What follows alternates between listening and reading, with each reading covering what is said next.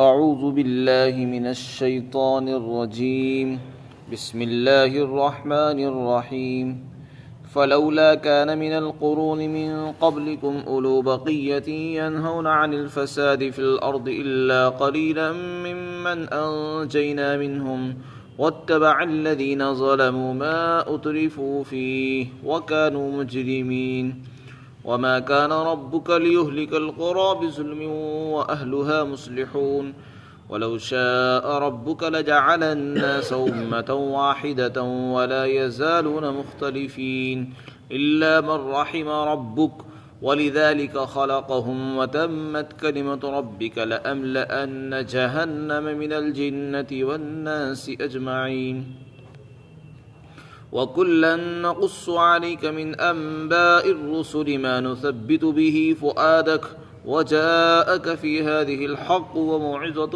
وذكرى للمؤمنين وقل للذين لا يؤمنون اعملوا على مكانتكم إنا عاملون وانتظروا إنا منتظرون ولله غيب السماوات والأرض وإليه يرجع الأمر كله فاعبده وتوكل عليه وما ربك بغافل عما تعملون۔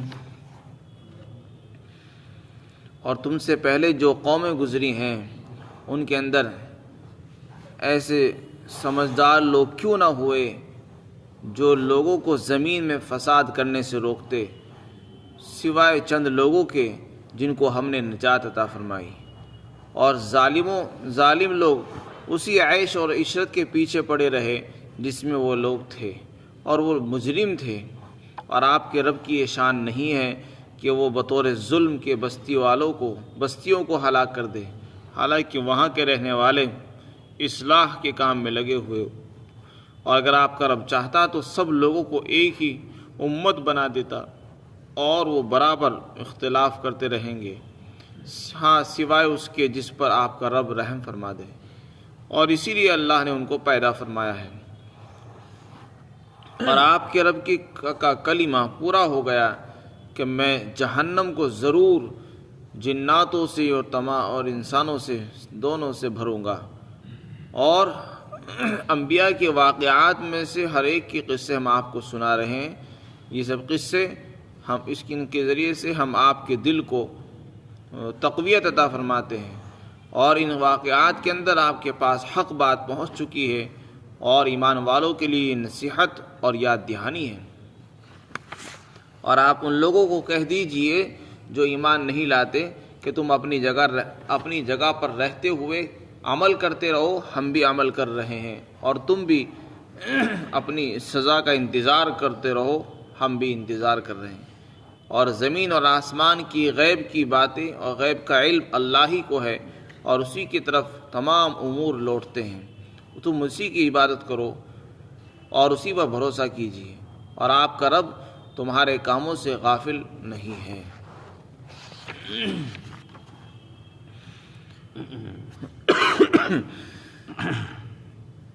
پچھلی قوموں میں جو عذاب آئے اور وہ ان کی قوم ہلاک ہوئی، اس کی جو بنیادی وجہ ہے وہ یہ تھی کہ اس قوم کے اندر اہل بصیرت کی کمی تھی، سمجھدار لوگوں کی کمی رہی، ان کے اندر سمجھ نہیں تھی۔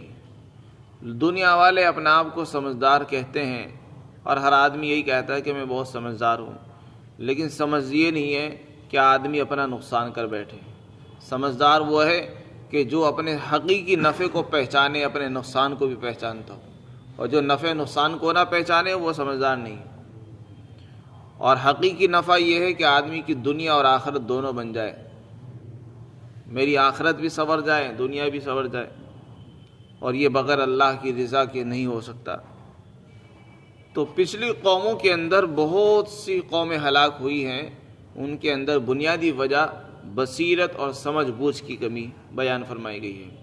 تو اللہ تعالیٰ نے بطور افسوس کے فرمایا کہ پچھلی قوموں میں جو تم سے پہلے جو قومیں ہلاک ہوئی ہیں، بستیاں ہلاک ہوئی ہیں، ان کے اندر بچی کچی سمجھ والے لوگ کیوں نہ ہوئے، یعنی ایسے لوگ ہونے چاہیے تھے، کم سے کم بچی کچی ہی سمجھ اس میں ہوتی۔ اور وہ کیا کرتے کہ وہ لوگوں کو برائیوں سے، فساد کرنے سے روکتے زمین کے اندر. ایسے لوگوں کی چونکہ کمی رہی، قلت رہی، اس لیے زمین کے اندر عذاب آیا اور وہ قومیں ہلاک ہو گئی. ان قوموں کے اندر بہت تھوڑے لوگ ایسے تھے جو لوگوں کو برائیوں سے روکتے تھے، اس لیے اللہ نے ان کو تو بچا لیا اور باقی لوگوں کو ختم کر دیا. تو برائیاں جیسے کفر اور شرک ہے، اسی طریقے سے برائیاں اور بھی ہوتی ہیں. جب قوم ہلاک ہوتی ہے کفر اور شرک کی وجہ سے، بعض مرتبہ عذاب اللہ کا عذاب آتا ہے گناہوں کی وجہ سے، بعض گناہوں کی وجہ سے بھی آ جاتا ہے، معاملات کی خرابی کی وجہ سے بھی آ جاتا ہے. اور ان گناہوں میں سے ایک گناہ یہ ہے کہ آدمی جس قوم کے اندر رہتا ہے اور اس قوم کے لوگ گناہوں میں مبتلا ہو اور قدرت ہونے کے باوجود ان کو گناہ سے نہ روکتا ہو، تو ایسی قوم پر بھی اللہ تعالیٰ کا عذاب آتا ہے. حدیث پاک کے اندر آتا ہے، اللہ کے رسول صلی اللہ علیہ وسلم نے فرمایا کہ جس قوم کے اندر کوئی شخص ایسا موجود ہو جو گناہ میں مبتلا ہو اور وہ قوم باوجود طاقت کی اور قدرت کی اس کو گناہ سے نہ روکتی ہو، تو اس پر اللہ کا عذاب آئے گا، عمومی عذاب آئے گا. حضرت ابوبکر صدیق رضی اللہ عنہ کی بھی روایت ہے اور حضرت جریر بن عبداللہ رضی اللہ عنہ کی بھی روایت موجود ہے کہ جس قوم کے اندر لوگ گناہوں میں مبتلا ہوں اور وہ قوم قدرت ہونے کے باوجود بھی ان کو منع نہ کرتی ہو، ان کے اندر طاقت ہے، قدرت ہے روکنے کی، زبان سے روکنے کی بھی طاقت ہے، ہاتھ سے روکنے کی بھی طاقت ہے، ہاتھ سے روکنے کی طاقت نہ ہو زبان سے روکے، زبان سے روکنے کی طاقت نہ ہو تو اس کو دل سے برا سمجھے، اگر وہ اپنے کسی بھی درجے کو استعمال نہیں کرتی تو اللہ تعالیٰ کا جب عذاب آئے گا تو عمومی ہوگا، سب مبتلا ہوں گے اس میں. تو یہ بھی ایک قصور ہے، گناہ کرنے والے کو گناہ سے منع نہ کرنا یہ بھی گناہ ہے. جب اللہ کا عذاب آئے گا تو یہ بھی مبتلا ہو جائے گا اس میں. اور پچھلی قوموں پر جب عذاب آیا تو وہی لوگ بچے جو لوگوں کو برائیوں سے روکتے بھی تھے، خود تو رکتے تھے، دوسروں کو بھی منع کرتے تھے. تو نہیں عن المنکر یہ ایک دین کا ایک اہم شعبہ ہے، لوگوں کو برائیوں سے روکنا، اچھائیوں کا حکم کرنا، برائیوں سے روکنا. صرف لوگوں کو اچھائیوں کا حکم کرتا رہے، برائیوں سے نہ روکے، یہ بھی کام ادھورا ہے. برائیوں سے بھی منع کریں اور اچھائیوں کا بھی حکم کرتا رہے، اس کام کے کرنے سے آدمی اللہ کے عذاب سے، اس کی پکڑ سے محفوظ رہتا ہے. تو اللہ تعالیٰ فرماتے پچھلی قوموں کے اندر ایسے لوگ کیوں نہ ہوئے، بصیرت والے، سمجھ بوجھ والے، جو لوگوں کو زمین میں فساد کرنے سے روکتے. لیکن تھوڑے بہت لوگ تھے، اس لیے ہم نے ان کو بچا لیا. تو اس میں اس امت کے لیے اس میں تنبیہ ہے، اشارہ موجود ہے کہ دیکھو اگر تم اپنی نجات چاہتے ہو، اپنی فلاح اور کامیابی چاہتے ہو، بھلائی چاہتے ہو، تو تمہاری بھلائی اسی کے اندر موجود ہے کہ تم لوگوں کو برائیوں سے روکو، خود بھی بچو، دوسروں کو بھی روکو. جیسے ہم نے پچھلی قوموں کو ہلاک کیا تم کو بھی ہلاک کر سکتے ہیں، اور جیسے ہم نے ان لوگوں کو بچا لیا جو لوگوں کو روکتے تھے، اگر تم بھی لوگوں کو منع کرو گے برائیوں سے، تمہاری نگاہوں کے سامنے گناہ ہو رہا ہے تم نہیں روک رہے، اولاد گناہ کر رہی ہے اور ہم منع نہیں کر رہے. حالانکہ اولاد پر تو والدین کا کنٹرول ہوتا ہے، طاقت ہوتی ہے، قدرت ہوتی ہے، پھر بھی نہیں روک رہی. بادشاہ وقت کو اپنی عوام پر اختیار ہوتا ہے، وہ ان کو منع نہ کرے تو یہ بھی عذاب آنے کا، نزول کا سبب بن جاتا ہے. اس کے بعد اللہ تعالیٰ نے فرمایا جو لوگ ظالم تھے وہ اپنی عیش اور عشرت میں ہی پڑے رہے. جب اللہ کا عذاب آئے، جیسا کہ عام دستور ہے کہ ظالم لوگ عیش و عشرت میں، مال و دولت کے اندر ہی مبتلا رہے اور اس میں جرم میں مبتلا رہے، اس لیے اللہ کا عذاب آیا. آگے اللہ تعالیٰ نے فرمایا کہ دیکھو آپ کا رب جب کسی قوم کو ہلاک کرتا ہے تو یوں ہی ظلم کے طور پر ہلاک نہیں کرتا. اللہ تعالیٰ جب بھی کسی قوم پر عذاب بھیجتے ہیں تو اللہ کی طرف سے ظلم نہیں ہوتا. جتنی بھی قوموں کو اللہ نے ہلاک کیا وہاں کہیں بھی ذرہ برابر اللہ کی طرف سے ظلم اور زیادتی نہیں ہوئی ہے. اگر زیادتی ہوئی ہے تو وہ لوگوں کی طرف سے ہوئی، قوموں کی طرف سے ہوئی، اللہ کی طرف سے زیادتی نہیں ہوتی. اس لیے کہ اللہ کے یہاں قانون ہے کہ اللہ تعالیٰ بستیوں کو یوں ہی بطور ظلم کے ہلاک نہیں کرتا، جبکہ وہاں کے رہنے والے، وہاں کے باشندے اصلاح کا کام کر رہے ہوں، مصلح ہوں، اپنے معاملات کو ٹھیک رکھتے ہوں، اخلاق کو صحیح رکھتے ہوں، درست ہو، تو پھر اللہ تعالیٰ ہلاک نہیں فرماتے. یہاں ظلم سے مراد بعض مفسرین نے لیا ہے شرک اور کفر. شرک اور کفر اگر کسی قوم کے اندر ہو تو محض شرک اور کفر کی وجہ سے عذاب نہیں آتا۔ آگے مصلحون میں جو اصلاح ہے، اصلاح سے مراد لیا ہے جو لوگ اپنے معاملات کو ٹھیک رکھتے ہیں، کافر ہیں، مشرک ہیں، لیکن اخلاق درست ہیں، ان کے معاملات ٹھیک ہیں، لوگوں کے ساتھ برتاؤ ان کا بہت اچھا ہے۔ تو اگر لوگ کسی بستی کے رہنے والے باشندے اپنے معاملات کو، اخلاق کو درست رکھتے ہوں، چاہے وہ ظالم اور کافر اور مشرک کیوں نہ ہو، تو پھر اللہ تعالیٰ ان کو ہلاک نہیں فرماتے۔ اور پچھلی قوموں کے اندر جو عذاب آیا صرف کفر اور شرک کی وجہ سے نہیں آیا، ان کا کہنا یہ اس لیے کہ کفر اور شرک کی جو سزا ہے وہ تو آخرت میں دائمی جہنم ہے۔ دنیا میں جو عذاب آئے ہیں عموماً وہ اپنے معاملات کی بگاڑ کی وجہ سے آئے۔ لوط علیہ السلام کی جو قوم تھی، جہاں وہ مشرک تھی، اس کے ساتھ ساتھ ان کے اندر ایک خرابی بھی تھی، برائی تھی۔ حضرت شعیب علیہ السلام کی جو قوم تھی، مشرک تھی، مشرک ہونے کے ساتھ ساتھ ان کے معاملات ٹھیک نہیں تھے، وہ لین دین کے اندر کمی کرتی تھی، پورا نہیں دیتی تھی، لوگوں کو ناپ تول میں پوری چیزیں عطا نہیں کرتی تھی۔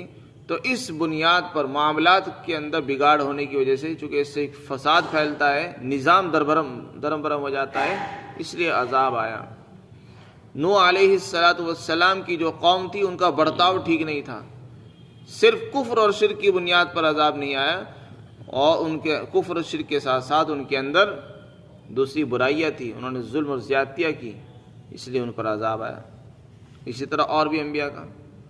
اور دوسری تفسیر اس کی یہ ہے کہ یہاں ظلم سے مراد ہے زیادتی ہو، اور اصلاح سے مراد ہے دین کا کوئی بھی کام کرنے والا، یعنی جس بستی کے رہنے والے اصلاح کے کام میں لگے ہوئے ہوں، اپنی اصلاح کر رہے ہوں، دوسروں کی اصلاح میں لگے ہوئے ہوں، تو اللہ تعالیٰ ایسی بستیوں کو ہلاک نہیں کرتا، ایسی بستیوں پر اللہ کا عذاب نہیں آتا۔ اللہ کا عذاب کہاں آتا ہے؟ جہاں گناہ ہو رہے ہوں اور وہاں گناہ ہو اور لوگ ان کو گناہوں سے نہ روکیں، تو ایسی بستیوں پر عذاب آتا ہے۔ اور جہاں گناہ ہو رہے ہوں اور لوگ ان کو روک رہے ہوں، اصلاح کا کام کر رہے ہوں، وہاں عذاب نہیں آتے۔ تو اس سے پتہ چلا کہ آدمی کو اصلاح کے کام میں لگے رہنا چاہیے، اپنی بھی اصلاح کرتا رہے، دوسروں کی بھی اصلاح میں لگا رہنا چاہیے۔ یہ اصلاح کا جو کام ہے، لوگوں کو صحیح راستہ بتانا، برائیوں سے منع کرنا، یہ بھی اللہ کے عذاب کو روکنے کا سبب ہے، اللہ کی پکڑ سے بچنے کا سبب ہے۔ اس کے بعد تیسری آیت شریفہ میں اللہ تعالیٰ نے ایک عام بات بیان فرمائی جو کئی مرتبہ آ چکی ہے، اور وہ یہ ہے کہ بہت سے لوگ سوچتے ہیں کہ سارے لوگ ایمان کیوں نہیں لاتے، سب لوگ مسلمان ہو جاتے۔ یہ تو اللہ کی طاقت سے باہر نہیں ہے، اللہ تعالیٰ جو چاہتا ہے وہ کر سکتا ہے۔ تو اللہ تعالیٰ فرماتے ہیں یہ ہمارے اختیار میں ہے، ہم چاہیں تو سب کو مسلمان بنا دیں، سب کو دیندار بنا دیں، سب کو متقی پرہیزگار بنا دیں، دنیا سے ساری برائیوں کا بھی خاتمہ کر دیں، یہ ہمارے اپنے اختیار میں ہے، لیکن ہم ایسا چاہتے نہیں۔ کیوں نہیں چاہتے؟ اس لیے کہ تکوینی طور پر ہم نے جو دنیا بنائی ہے وہ اس لیے نہیں بنائی ہے کہ زبردستی مجبوراً کسی کو مسلمان بنا دو۔ ہم نے یہاں پر دونوں راستوں کا اختیار دیا ہے، حق کا بھی اختیار ہے، باطل کا بھی اختیار ہے، جنت کا بھی اختیار ہے، جہنم کا بھی اختیار ہے۔ اب ہم نے اختیار انسان کو دیا ہے، اب وہ اپنے اختیار سے چاہے تو ایمان اختیار کرے، چاہے کفر اختیار کرے، چاہے جنت میں جائے، چاہے جہنم میں جائے، اس کو اختیار دے دیا ہے۔ وہ اپنے اختیار سے جو راستہ طے کرے گا، پھر ہم اس کے مطابق بدلہ دے دیں گے۔ اللہ تعالیٰ کسی کو اس لیے زبردستی نہیں کرتے، لا اکراہ فی الدین، دین کے اندر زبردستی نہیں ہے، دونوں کو اختیار دے دیا۔ آدمی دنیا میں رہ کر مسلمان بن کر زندگی گزارنا چاہے گزارے، کافر بن کر رہنا چاہے کافر بنانا، فمن شاء فلیؤمن ومن شاء فلیکفر انا اعتدنا للظالمین، ہم نے جہنم ظالمین کے لیے جہنم کا عذاب تیار کر رکھا ہے۔ جس کی مرضی ہے مسلمان بنے، جس کی مرضی ہے کافر رہے، مشرک بنے، اللہ کو کسی کو کوئی پرواہ نہیں ہے۔ تو یہ دنیا چونکہ اللہ تعالیٰ نے امتحان کے لیے بنائی ہے، اس لیے اللہ نے سب کو ایک امت نہیں بنایا۔ تو تکوینی طور پر چونکہ دونوں طرح کے لوگ یہاں پر رہیں گے، اور اللہ نے یہ بات طے کر دی ہے کہ میں جہنم کو انسانوں سے اور جناتوں سے بھروں گا تو وہ جبھی ممکن ہے جبکہ لوگ کچھ کافر بھی ہوں گے اور مشرک بھی ہوں گے۔ تو دنیا میں اللہ تعالیٰ نے انسان کو اختیار رکھا ہے، اختیار دے رکھا ہے کہ وہ اپنے اختیار سے جو چاہے راستہ اختیار کر لے، ہدایت اختیار کر لے، گمراہی اپنے لیے پسند کر لے۔ اللہ کی طرف سے کوئی زبردستی نہیں ہوگی، اور اس لیے اللہ نے جنت بھی بنائی، جہنم بھی بنا دی۔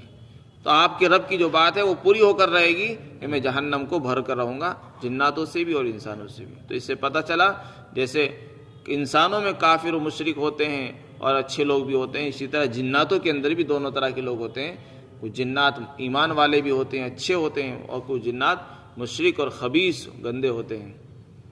اس کے بعد آخر میں اللہ تعالیٰ نے فرمایا کہ دیکھو ہم نے انبیاء اکرام کے جو واقعات سنائے، انبیاء کی قوموں کی ہلاکت کے قصے جو ہم نے آپ کو سنائے ہیں، یہ قصے برائے قصے نہیں ہیں کہ قصے پڑھ لیے اور سن لیے بس ختم، نہیں، قصے برائے نصیحت ہیں۔ قصے، ان قصوں کے سنانے کا ایک بڑا فائدہ نبی کو اور ایمان لانے والے ایمان والوں کے دل کو مضبوط کرنا بھی ہے۔ ہم نے جو جتنے بھی قصے سنائے انبیاء کے، ان کی قوموں کے، ان کو سنانے کا ایک اہم مقصد آپ کے دل کو جمانا، آپ کے دل کو مضبوط بنانا، تقویت دینا مقصود ہے۔ تو اس سے ایک بڑا فائدہ یہ ہو۔ دوسرا فائدہ یہ بیان فرمایا کہ دیکھو ان تمام قصوں کے اندر جو باتیں بھی ہیں وہ ساری سچ اور حق ہیں، کوئی جھوٹ نہیں ہے، اور یہ قصے ایمان والوں کے لیے نصیحت کی چیزیں ہیں، عبرت ہیں، یاد دہانی کرا رہی ہیں کہ دیکھو ہم نے فلاں کے ساتھ ایسا کیا تھا، تم یہ حرکت نہ کریو، اگر تم بھی ایسا کرو گے تمہارے ساتھ بھی ہم بھی اسی طرح کریں گے۔ تو یہ قصے ہمارے لیے یاد دہانی ہے، ہمارے لیے نصیحت اور عبرت کا سامان ہے۔ اب جس ہر ایک کی مرضی ہے کہ وہ چاہے نصیحت حاصل کر لے اور چاہے نصیحت حاصل نہ کرے، لیکن ان سب کے باوجود بھی اگر کوئی ایمان نہیں لاتا تو اللہ تعالیٰ کی طرف سے اعلان ہے کہ دیکھو آپ ان کو کہہ دو کہ تم اپنی جگہ پر رہتے ہوئے کام کرتے رہو، تم ایمان نہیں لاتے کوئی بات نہیں، تم بھی عمل کرتے رہو، ہم بھی عمل کر رہے ہیں، اور تمہاری جو سزا ہوگی وہ انشاءاللہ وقت پر آئے گی، لہذا وقت کا انتظار کرتے رہو، ہم بھی انتظار کر رہے ہیں۔ اور رہی بات غیب کی چیزیں کہ کب آئے گی، کب پکڑ ہوگی، اس کا تو صرف اللہ کو علم ہے۔ زمین اور آسمان کی غیب کی باتوں کا علم تو صرف اللہ کو ہے، کسی اور کو نہیں، ساری باتیں اسی کی طرح لوٹتی ہیں۔ اور نبی پاک صلی اللہ علیہ وسلم کو حکم دیا کہ بس آپ تو عبادت کرتے رہیے اور اللہ پر بھروسہ کیجیے، اور آپ کا رب کسی کے کاموں سے، تمہارے کاموں سے غافل نہیں ہے۔ کوئی یہ نہ سوچے کہ اللہ کو ہمارے اعمال کی پتہ نہیں ہے یا ہمارے عقائد سے وہ غافل ہے۔ اللہ تعالیٰ کو ہر ایک کی خبر ہے، اور ہر ایک کو اس کے مطابق اس کو جزا یا سزا دے گا، جو جیسا کر کے آئے گا اس کو اسی کے مطابق بدلہ دیا جائے گا۔ اللہ تعالیٰ ہم سب کو عمل کی توفیق نصیب فرمائے۔